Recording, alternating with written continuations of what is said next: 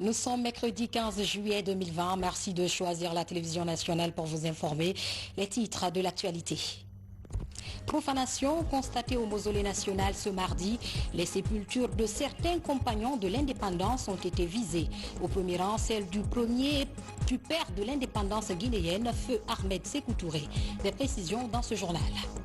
Et puis la convention régionale du RPG Arc-en-Ciel s'est tenue ce matin à la baie. Cette session a permis de projeter un regard rétrospectif sur les acquis du parti au pouvoir. Restauration de l'écosystème le long des villages transfrontaliers, c'est le nouveau projet lancé par l'Union du fleuve Mano. Les forêts classées de Ziama, de Dieké et du Monimba sont concernées par le projet. Ainsi s'achèvent les titres. Bonsoir à tous. Avant de développer l'actualité, nous vous invitons à suivre cette adresse à la nation du chef de l'État, professeur Alpha Condé.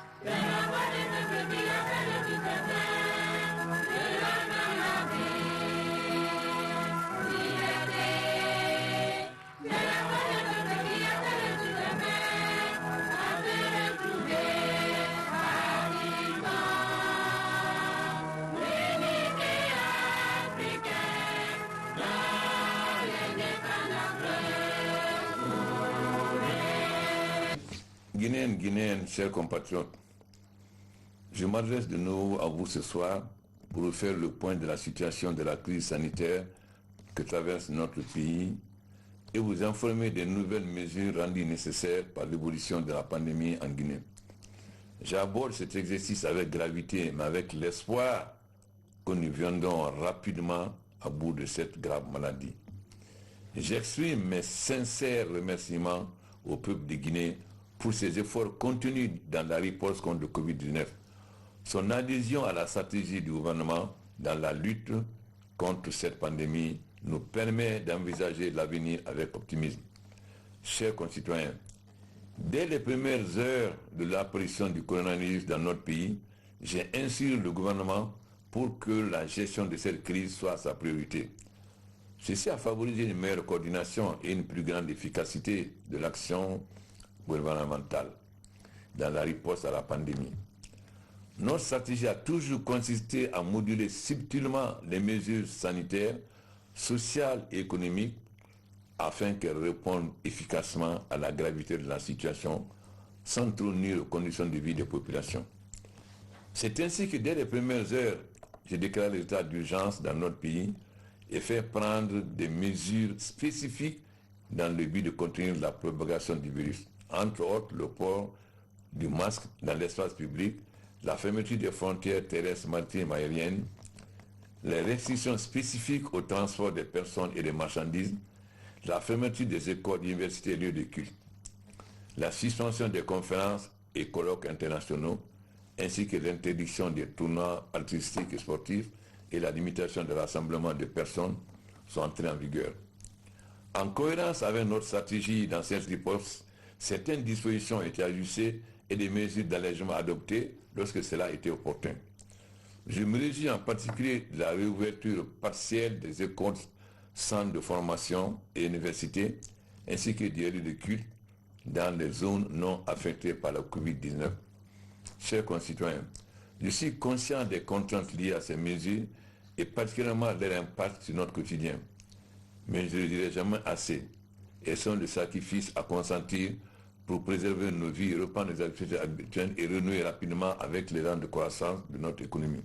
Je vous invite, chers compatriotes, à ne pas relâcher vos efforts dans cette lutte au risque de voir notre pays retomber comme d'autres dans de nouvelles vagues de contamination qui annihileraient toutes nos actions antérieures.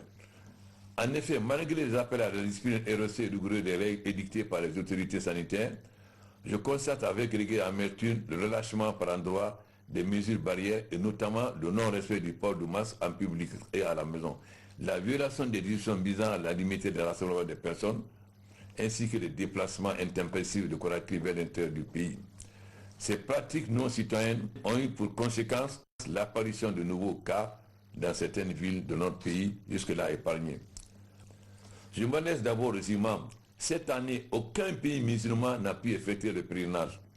À vous tous Guinéens, je dois rappeler que même pendant la crise de Vola, Air France, Royal Air Maroc et Bruxelles Airlines avaient maintenu leur vol. Avec cette pandémie, toutes les compagnies aériennes ont arrêté leur vol commercial. Nous devons donc prendre cette maladie très au sérieux. Nous devons donc absolument continuer de garder le cap. Notre stratégie fonctionne. Nous devons nous y tenir rigoureusement. Guinéens et Guinéens, à l'heure où la plupart des pays amorcent leur processus de déconfinement, avec la question centrale de la réouverture des frontières et la reprise des vols internationaux, nous nous devons de faire preuve de plus de responsabilité et de vigilance en évitant tout relâchement qui favoriserait de nouvelles contaminations. Je réitère mon invitation à tous les composants de notre société, organisations de jeunesse, de femmes, de lotissants, leaders sociaux, partis politiques, société civile, diaspora, à renforcer leur message dans ce sens en communiquant abondamment autour des modes de prévention de la COVID-19 et des enjeux économiques et sociaux de cette lutte contre la pandémie. Le gouvernement, pour sa part, poursuivra ses efforts en vue d'apporter les réponses appropriées aux défis sanitaires et économiques que représente cette pandémie. En raison de l'apparition de cas à l'intérieur du pays, de nombreux centres de traitement épidémiologique sont en phase d'activation. Par ailleurs, je me réjouis de l'augmentation sensible de notre capacité de réalisation de tests de dépistage et de la multiplication des sites de prélèvement. Les tests rapides actuellement en expérimentation dans notre pays pourraient être étendus à un plus grand nombre de personnes dans nos régions, préfectures et sous-préfectures, permettant une détection et une prise en charge rapide des cas positifs. Le gouvernement a également pris des initiatives afin de permettre le retour de nos compatriotes bloqués à l'étranger dans des conditions sécuritaires optimales. Dans ce cadre, que près de 200 Guinéens sont récemment rentrés du Sénégal. Nous en attendons d'autres dans les prochains jours en provenant d'autres pays.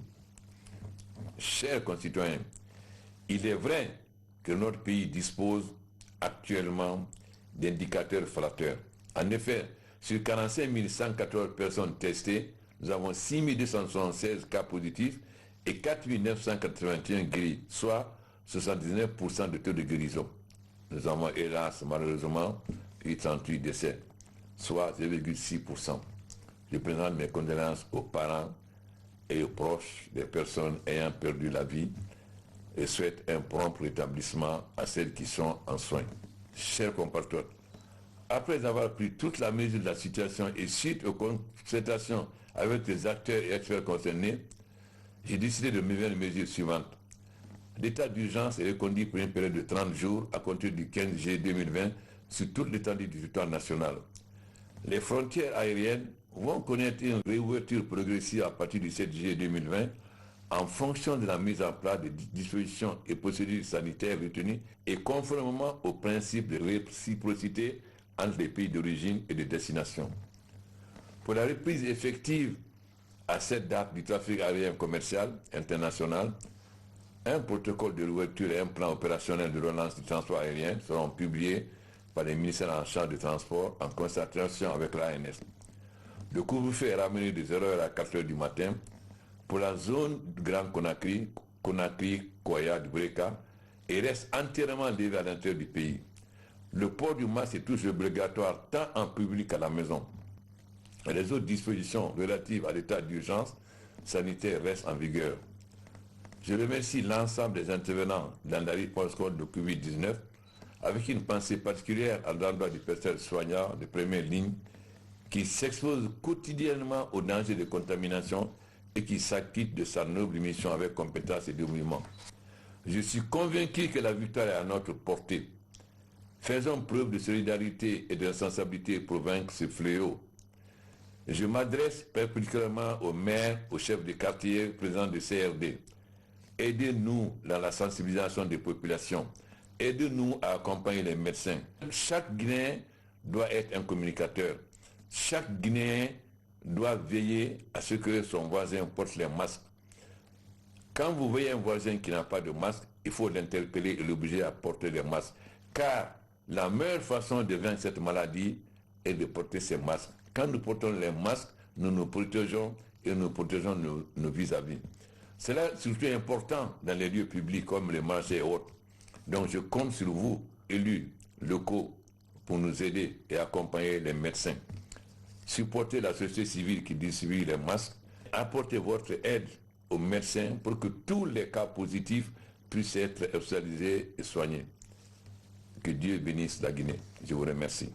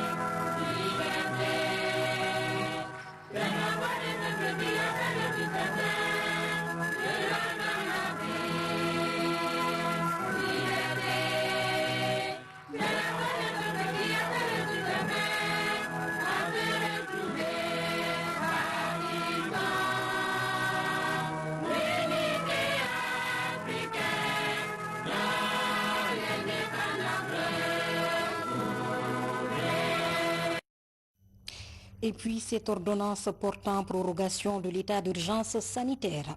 Le président de la République, vu la Constitution, notamment en ses articles 72 et 100, alinéa 4, ordonne. Article 1er.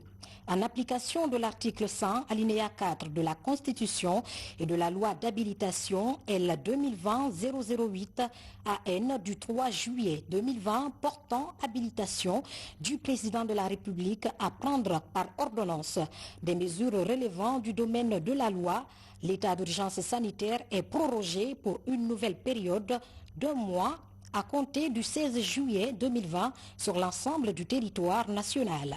Article 2. La présente ordonnance qui entre en vigueur à compter de sa date de promulgation sera enregistrée et publiée au journal officiel. Conakry, le 15 juillet 2020, professeur Alpha Condé. Décédé le 8 juillet dernier, le Premier ministre ivoirien Amadou Gon Coulibaly a reçu hier à Abidjan l'ultime hommage de la nation. Pour l'occasion, le professeur Alpha Condé a été représenté par une forte délégation conduite par le Premier ministre Dr Ibrahima Kassori Fofana. L'homme rejoindra sa dernière demeure le vendredi prochain à Korogo, son village natal. Adi Kamara pour en savoir davantage. Devant une population médusée sous la présidence du chef de l'État Alassane Dramane Ouattara.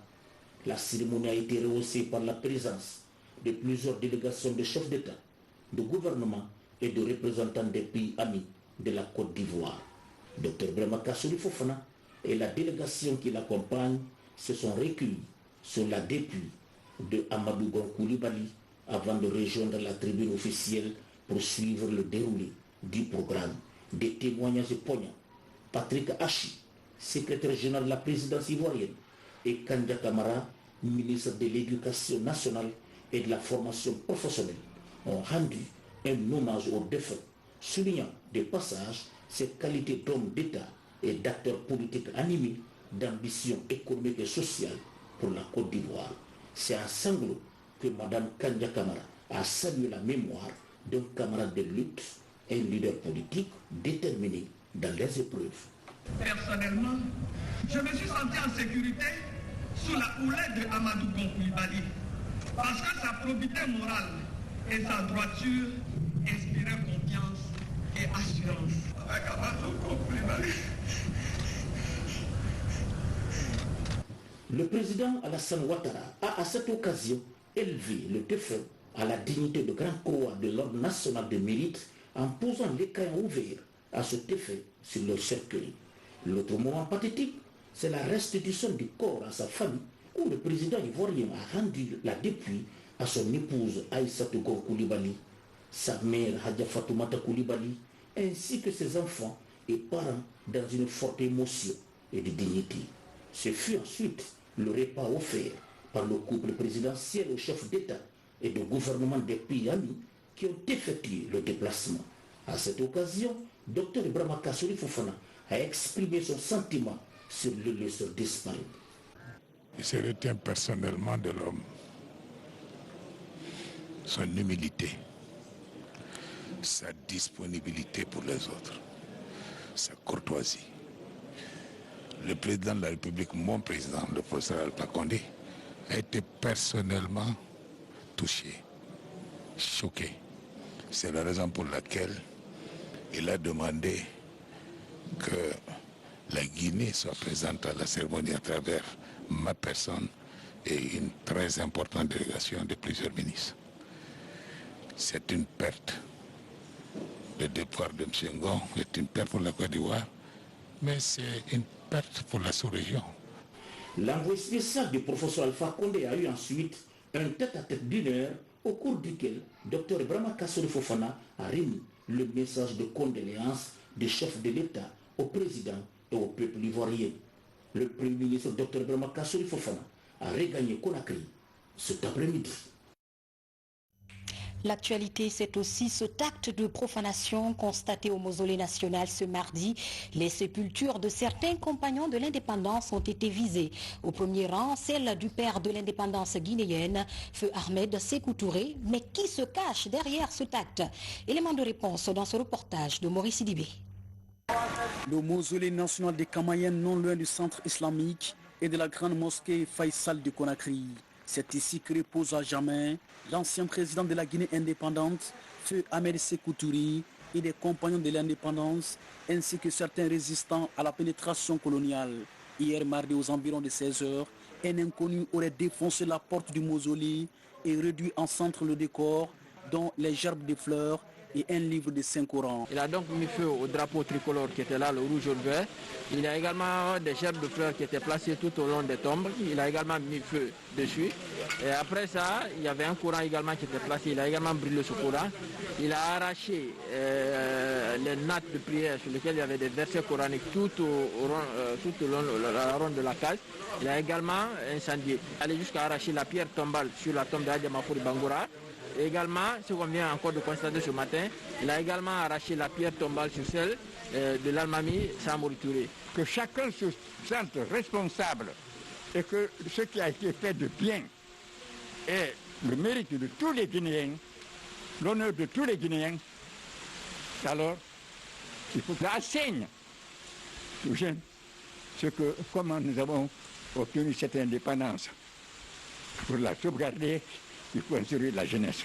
Selon les témoignages recueillis, l'auteur de cet acte serait encore habillé. La mère de l'accusé est venue elle-même constater les faits. Elle met cet acte de son fils au compte d'une dépression mentale. Je regrette son acte. C'est un grand bosseur, il travaille.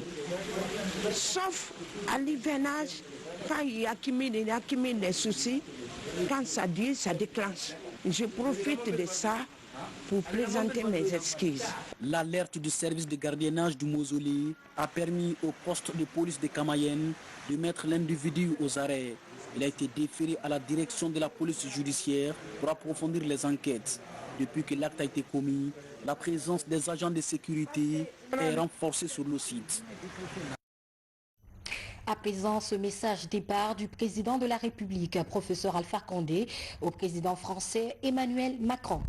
Monsieur le Président, à l'occasion de la commémoration de la date historique du 14 juillet, fête nationale de la République française, il m'est particulièrement agréable de vous exprimer, au nom du peuple de Guinée, du gouvernement de la République et en mon nom, nos sincères et chaleureuses félicitations. Cette célébration m'offre également l'opportunité de vous adresser mes vœux de santé, de bonheur et de prospérité pour le peuple ami français. Il me plaît enfin de vous réaffirmer mon engagement à poursuivre de concert avec votre Excellence le renforcement des excellentes relations d'amitié, de solidarité et de coopération existant entre la République française et la République de Guinée, au bénéfice de nos peuples respectifs. Je vous prie d'accepter, Excellence, Monsieur le Président, les assurances de ma haute considération. Conakry, le 14 juillet 2020, professeur Alpha Condé, président de la République de Guinée. Dans le cadre de l'organisation de l'élection présidentielle prévue le 18 octobre prochain, la convention régionale du RPG Arc-en-Ciel s'est tenue ce matin à la baie. Cette session a permis de projeter un regard rétrospectif sur les acquis du parti au pouvoir sur le plan politique et socio-économique. Foudé Camara.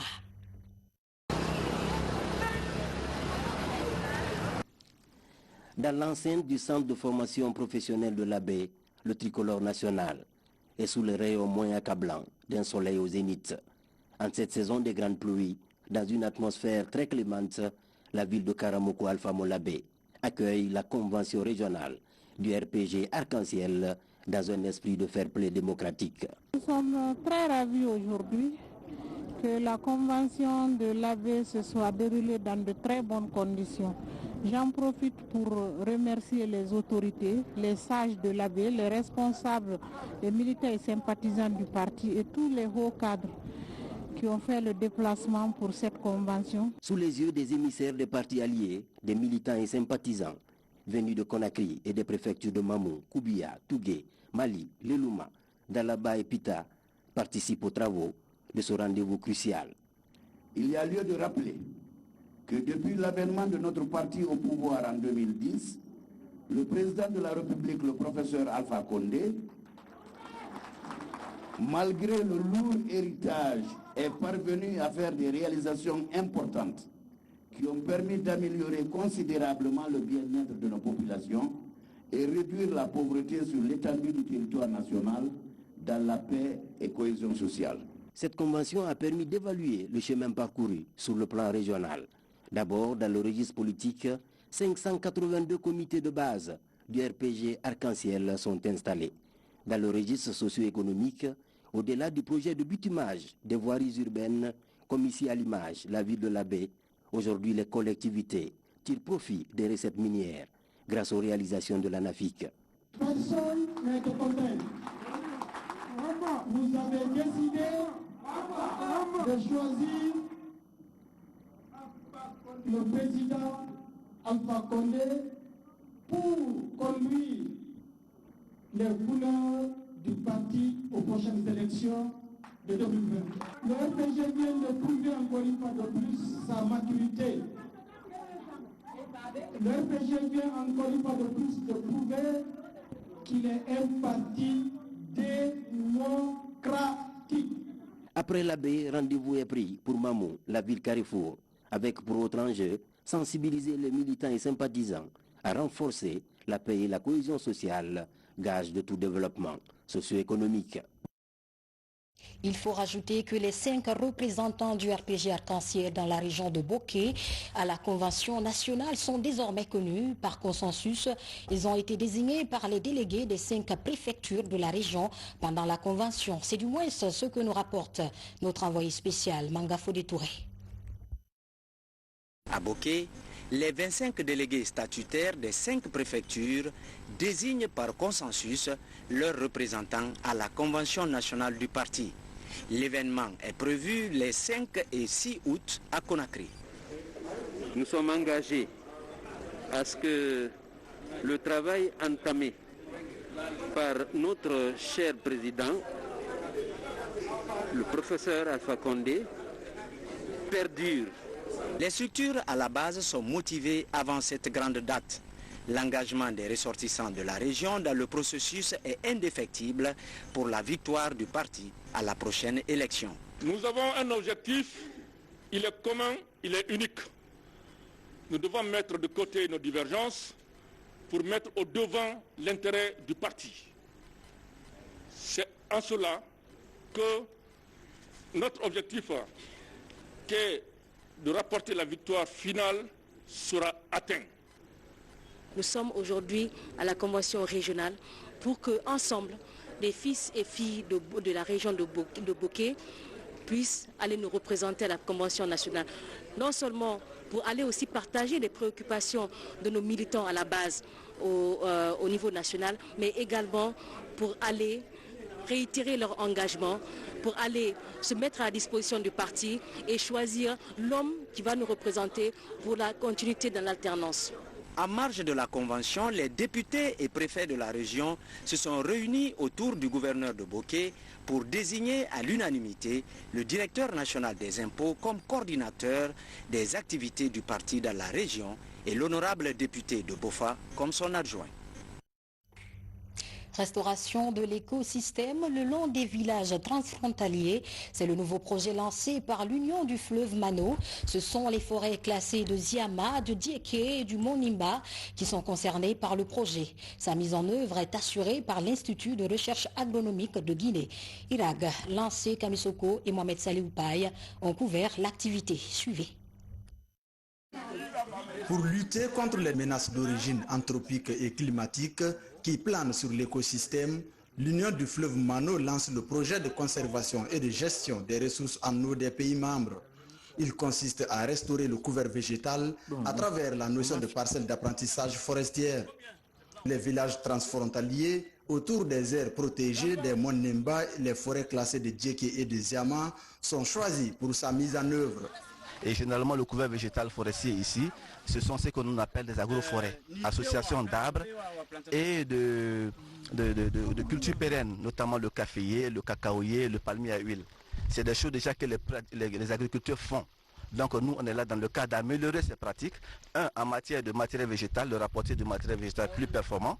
Ensuite, aussi le montrer les techniques d'arrangement spatiaux pour qui les permettent de rentabiliser le mieux leurs parcelles. Il faut qu'on forme 200 agriculteurs dans les 3 paysages. Mais aujourd'hui, nous avons même dépassé ce que le projet nous a dit. Aujourd'hui, nous sommes à 513 agriculteurs. J'ai même le souci, parce que nous avons créé des pépinières pour les former, mais vu l'engouement, les gens veulent reproduire, dupliquer cette expérience dans leur propre parcelle. L'Institut de recherche agronomique de Guinée-IRAG est chargé de piloter le projet pour la Guinée forestière. Le centre régional de Sérédou est sélectionné pour l'exécution d'un certain nombre d'activités. Nous sommes ici pour leur montrer cette technique, une parcelle qu'on appelle parcelle d'apprentissage, qui est un champ école, pour montrer à ces producteurs comment on plante les arbres, comment on les associe à des centres forestières. Et au sein de l'IRAG, comprenez que nous avons 2 grands programmes. En Guinée forestière, c'est le programme culture pérenne et le programme foresterie, agroforesterie.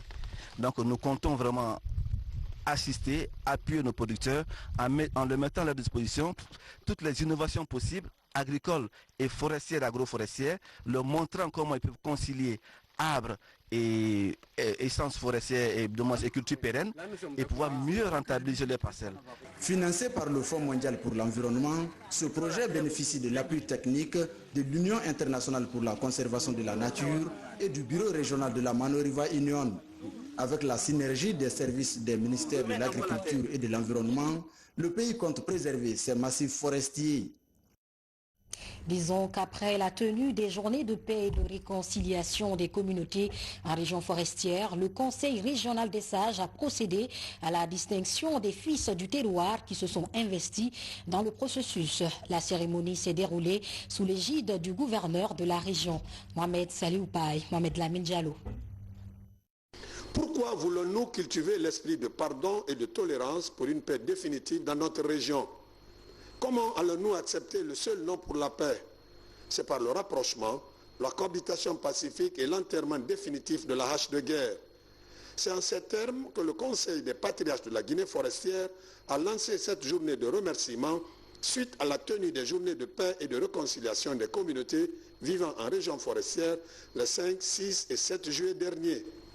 J'invite toutes et tous à définitivement enterrer la hache de guerre et à faire la paix un comportement à préserver et à entretenir, car la paix, c'est moi, c'est toi, c'est nous et c'est vous. Pour ma part, je m'engage et j'engage tout le Conseil à œuvrer inlassablement pour la paix, la cohabitation pacifique et à vulgariser le pacte de non-agression de 2013 et la reconnaissance issue des journées de paix et de réconciliation. Devant un parterre de hauts cadres résidents et ressortissants, autorités administratives et politiques, forces de défense et de sécurité, société civile, organisations des femmes et des jeunes, le patriarche a décerné à 2 fils du terroir des satisfecits pour leur participation effective au retour de la paix à Zali. Nous sommes convaincus du retour de la paix définitive à Zérekoli. Amen. Parce que ce qui s'est passé a retenu l'attention de tout le monde. Et tout le monde a convergé dans ce sens. Et tout le monde a apporté son point, son appui pour que ce rêve soit une réalité. Des prières et bénédictions ont été dites afin que Dieu, le Tout-Puissant et Miséricordieux, bénisse et instaure une paix durable et définitive à Zalkolé. Les populations de Tugiwondi dans la commune de Matam s'engagent à lutter contre la violence. Elles promettent qu'aucun pneu ne sera brûlé sur la chaussée. Aussi, elles travailleront en synergie avec les services de sécurité dans la lutte contre le banditisme. Commandant Morikaba est notre correspondant de la police nationale. C'est l'engagement de la jeunesse de Matam, notamment celle du quartier Tugiwondi, réputé dans la violence. Vol, drogue, délinquance et autres troubles à l'ordre public, ils sont souvent enregistrés selon le rapport de diagnostic sécuritaire de Conakry. Pour inverser cette tendance, les populations de la localité, notables, femmes et jeunes, ont organisé une rencontre. Rencontre à laquelle ils ont invité le directeur général de la police nationale pour qu'il soit témoin de leur engagement à maintenir la quiétude et dire non à la violence. Si j'ai lancé ce mouvement à Tugiwondi, pour que vraiment les jeunes qui sont à Tugiwondi sachent que la violence, personne n'y gagne dedans. Quand je venais nouvellement de déménager dans ce quartier, on ne faisait que brûler les pneus sur les chaussées, casser les véhicules et se lancer dans vraiment des choses vraiment ignobles. C'est ça qui m'a motivé à chaque fois de faire des séances de réinsertion. Il les donne des conseils pour que vraiment nous puissions élargir ce mouvement dans toute la commune de Matam. Et j'invite vraiment les personnes de bonne volonté pour qu'ils nous aident dans ce sens. Parce que parmi ces jeunes, nous avons des hommes de métier, nous avons des jeunes diplômés. Quand ils changent de manteau, il faut forcément les aider pour qu'ils soient vraiment occupés. Parce que s'ils ne sont pas occupés, ils vont revenir encore dans leur ancienne habitude.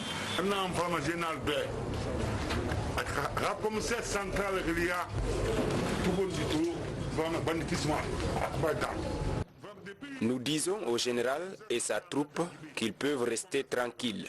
Ici à Tugiwondi, il n'y aura plus de violence. Aucun pneu ne sera brûlé sur la chaussée.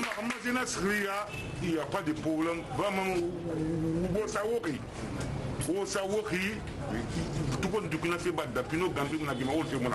Cette action des populations de Tugiwondi est bien accueillie par les autorités de la police nationale.